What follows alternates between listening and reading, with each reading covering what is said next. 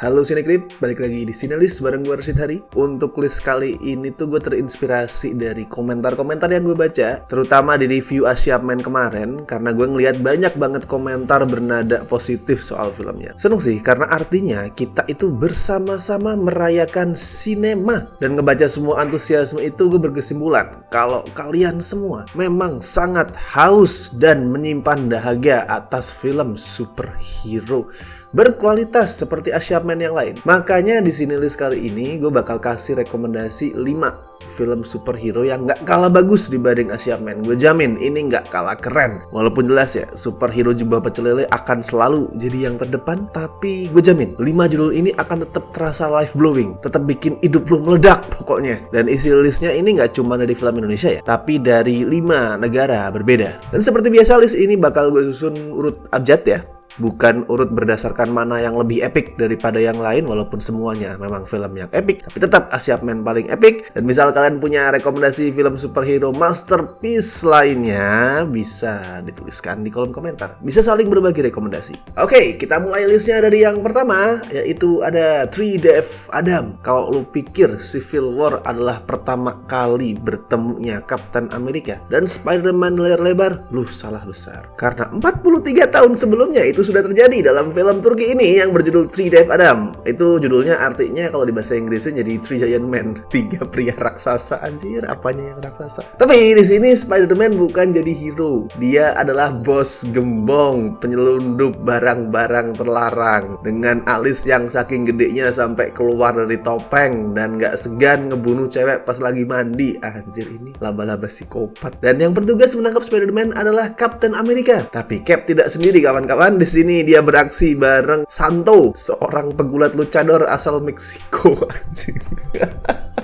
Oh, dan Cap di sini juga beraksi bareng partnernya, seorang sidekick yang udah kita kenal betul dan selalu membantu sang kapten kemanapun dia menjalankan misi, yaitu Julia. Julia siapa? Yang nggak ada nama lengkapnya, pokoknya Julia titik, satu kata doang namanya, kayak Sumiati gitu. Lanjut ke film masterpiece berikutnya, ada alias Batman and Robin. Jadi ceritanya itu tahun 1989 dunia sedang dihebohkan sama perilisan film berjudul Batman yang disutradarai sama Tim Burton dan dibintangi Michael Keaton. Itu sangat menghebohkan seluruh dunia. Mendengar itu, di belahan negara lain yang cukup jauh dari Amerika tercetuslah ide untuk membuat film yang mirip-mirip. Maka jadilah film ini, sebuah film Filipina berjudul alias Batman and Robin yang dirilis tahun 1991. Ceritanya nggak jauh beda sama film-film Batman normalnya lah.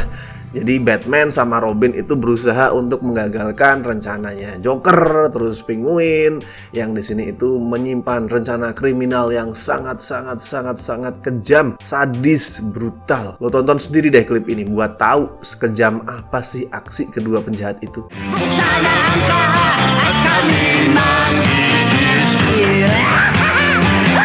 Yes, ini film musikal. Tim Burton, Christopher Nolan, Matt Reeves tuh nggak ada yang berani bikin film Batman jadi musikal. Dan melihat adegan action ini, gue yakin nih, film ini juga lah yang menginspirasi koreografi action dari The Raid. Nomor 3 ada The Amazing Bulk. Bulk ya, pakai B, babi B, bukan Hulk, B. Nih gue nggak mau ngomong panjang lebar lah soal film yang rilis tahun 2012 ini. Buat gue ini adalah salah satu film terbaik sepanjang masa. To the moon lah pokoknya ini film. Tapi itu ya, ini film tuh ditutup sama sebuah klimaks yang isinya kejar-kejaran antara si Bulk, si terong raksasa jagoan kita ini, sama musuh-musuhnya. Nah, lo tonton sendiri deh nih, cuplikan sekuen kejar-kejarannya dan lo akan dapat gambaran keren apa sih The Amazing Bulk ini. BTW ini gak gue edit ya, ini scene asli, real, 100% genuine dari filmnya.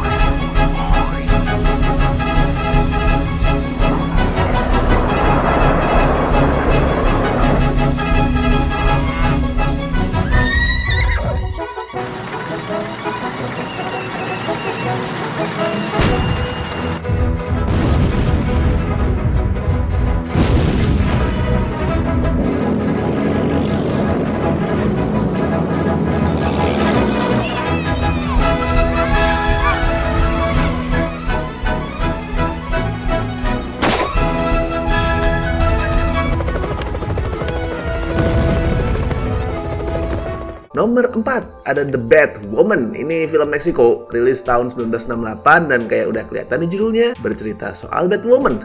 Tapi ini bukan Batwoman yang kita kenal, bukan Batwoman yang sempat diangkat jadi TV series. Ini adalah bisa dibilang tuh versi cewek dari Bruce Wayne. Karena si Batwoman ini ceritanya adalah salah satu dari orang terkaya di dunia. Dan dia juga punya profesi sampingan sebagai seorang luchador. Buat yang belum tahu, luchador itu adalah gulat Meksiko, wrestling. Dan dia juga adalah seorang international spy. Wah anjir, ini pekerjaan sampingannya banyak banget. Dan kostumnya Batwoman ini juga unik. Well, kalau itu bisa disebut kostum ya. Pas lagi beraksi ini soalnya dia cuma pakai topeng, jubah, terus bikini. Udah itu aja. Dan lucunya pada saat dia lagi di atas ring, pada saat dia lagi gulat luchador itu, dia malah pakai pakaian lengkap. Apa nggak kebalik gitu? Biasanya kan kalau di panggung di ring ya, di ring gulat, di ring wrestling itu malah orang pakai pakaian seminim mungkin biar nggak terjadi kecelakaan, biar lebih aman intinya. Tapi di sini nggak, si Batwoman ini kebalikannya. Pas di atas ring dia tutup auratnya, pas di luar ring, pas jalan-jalan di tempat umum, wah dia umbar itu semua aurat. Apa nggak kebalik, Mbak? Dan kostum macam apa ini? Kalau inti plotnya adalah soal misteri di balik kematian beberapa luchador cowok dan Batwoman karena kebetulan juga seorang luchador dimintai bantuan sama FBI. Musuh utamanya adalah ilmuwan gila, mad scientist yang berusaha menciptakan spesies manusia ikan. Itu macam gabungan Batman-nya Adam West yang tahun 60-an, terus James Bond sama Frankenstein. Sama Shape of Water. Dan nomor 5, the last but not least adalah Garuda Superhero. Jauh sebelum kehebatan, keepikan Asyapman itu masuk ke otak kita semua, negeri ini sudah punya jagoan lain. Sebuah film yang idenya itu digagas selama sekitar 1 dekade. Ini asli, serius gue. Ini bukan gue sarkas, ini bukan gue nyindir. Memang film ini idenya itu digagas selama 1 dekade. Asli, serius, lu googling kalau nggak percaya. Ini film tuh dikenal banget karena hampir semua settingnya adalah CGI. Bahkan setting yang sebenarnya tuh nggak perlu pakai CGI nih. Yang cukup lu cari lokasi gitu, misal kayak gudang, rooftop, tetap digunakan CGI. Ini jangan-jangan upil pemainnya pakai CGI juga lagi. By the way, sutradara film ini bernama X Joe, dan setelah ngedirect Garuda Superhero 7 tahun berselang, dia juga jadi co-director sebuah film superhero Indonesia lainnya.